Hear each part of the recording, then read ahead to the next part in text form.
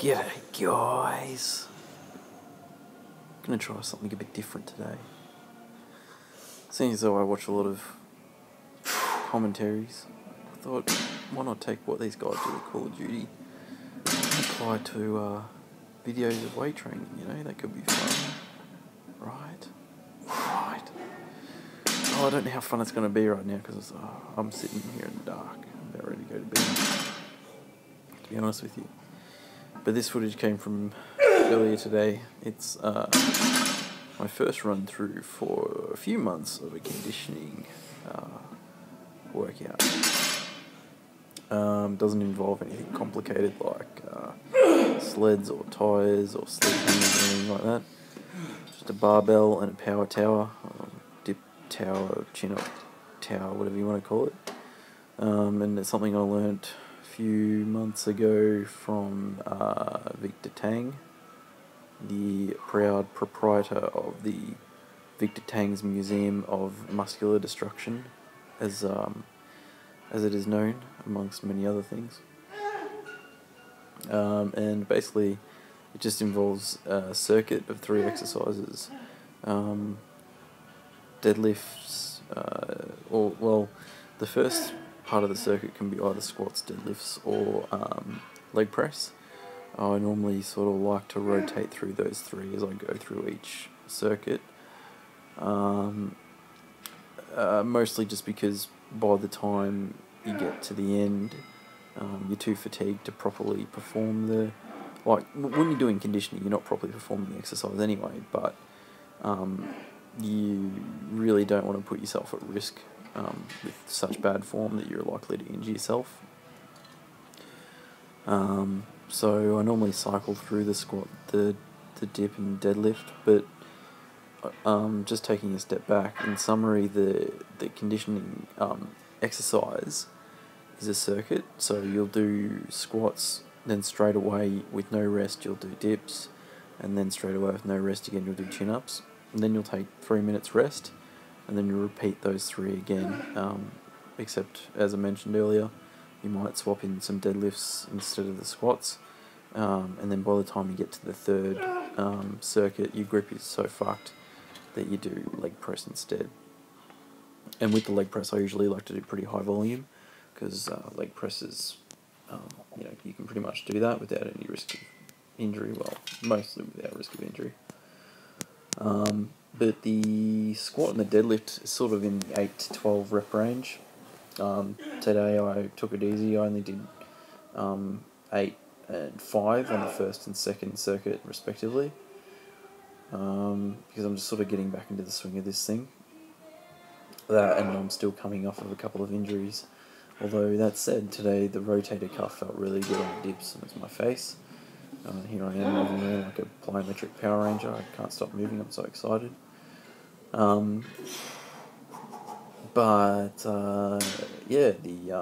The dips were really good. There's no rotator cuff pain at all. No tension through the head of the tricep, right where it inserts into the shoulder, because I normally experience a little bit of that. It's just like a tight feeling, but there wasn't any of that either, so that was really good. The chin-ups are actually fucking hard. I'm not sure whether it's because of the grip just being completely exhausted. Because in Bikram yoga there is a fair bit of grip involved. There's a lot of poses that do require you to hold on to stuff for a while, like whether it's your big toe or your heels. There's quite a bit of grip involved in that exercise, those series of exercises in Bikram yoga, which I will be going to tomorrow morning. However, as you can see, I've just got to say, I apologise for some of the camera angles. As you can imagine, I'm trying to get to the next part of the circuit really quickly. I don't really have time to properly set up the camera, so I just sort of smashed on the ground. Sorry, as I was saying, I will be doing some Bikram yoga down at the forgery, the Bikram forgery, where the Bikram blacksmiths hammer people's muscles back into where they should be. but I'll also be going to see a sports doctor this Friday afternoon down at the Olympic Park Sports Medical Centre. I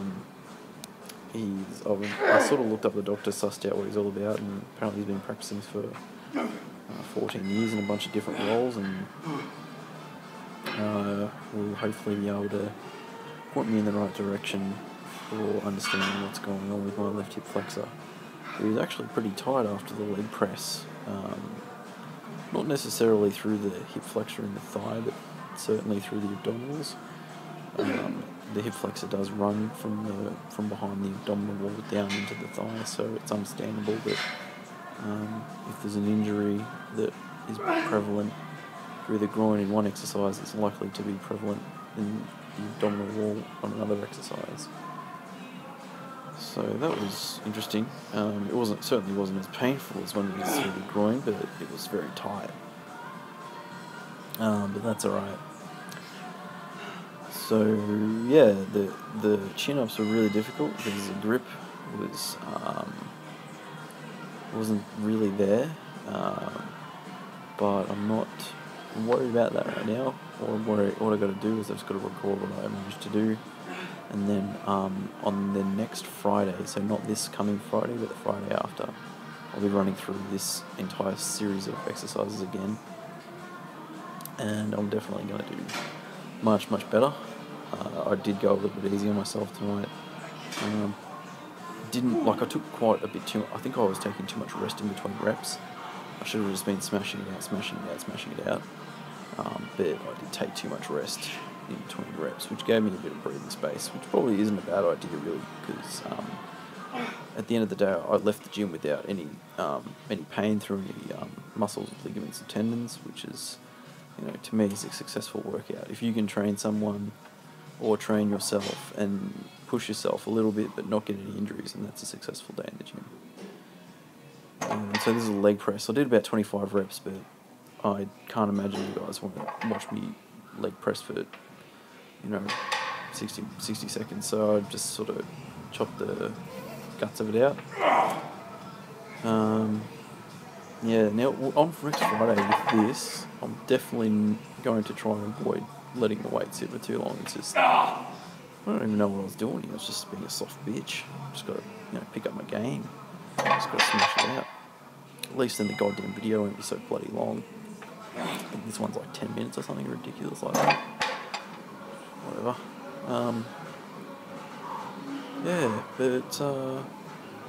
I think it was. You could tell I'm tired.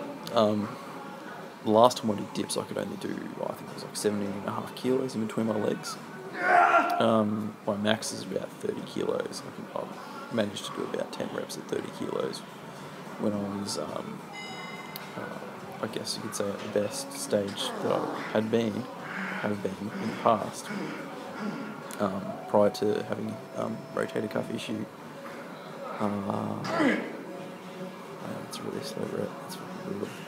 Anyway, but I managed to take it up to 22.5 with pretty much no issues, which was quite decent, really, considering the fact that I'd just, been doing sets of heavy deadlifts. Well, not really heavy deadlifts, but reasonable deadlifts. So I was pretty happy with that. And I'm fairly confident that the dip is going to return to where it was very, very soon. I'm very happy with the rehab program that I followed to recover that rotator cuff injury. If you do have rotator cuff issues, I highly recommend you check out Diesel Crew shoulder rehab.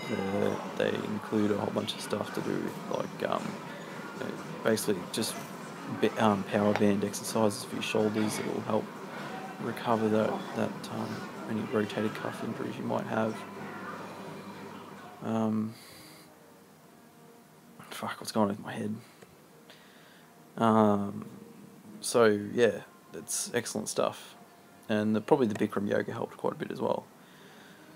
So I can't believe I just managed to talk solidly for about 10 minutes. That's pretty amazing. It's pretty fucking impressive, especially for someone like me who doesn't talk a lot. So if you got to the end of this video, well done. You should probably listen to some nice music to make it up to your ears for listening to my voice for 10 minutes. But yeah, take it easy, people. I'm going to go to sleep, and then I'm going to go to the forgery and get owned. It's going to be great.